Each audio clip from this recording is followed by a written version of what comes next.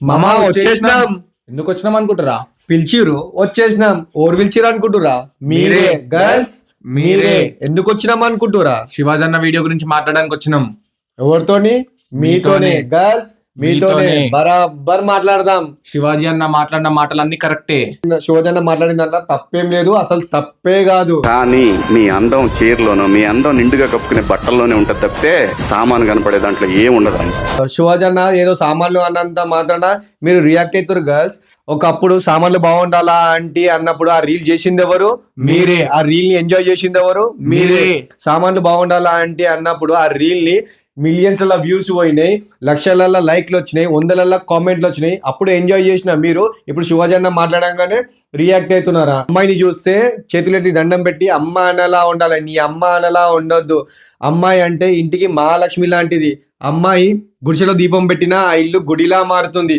అమ్మాయి అంటే ప్రకృతి. ఎంత అందంగా ఉంటే అంత గౌరవం పెరుగుద్ది, అంత గౌరవం పెరుగుద్ది. ఈ వీడియో అందరు అమ్మాయిల కోసం కాదు గర్ల్స్, కొంతమంది అమ్మాయిల కోసమే, కొంతమందికి మాత్రమే.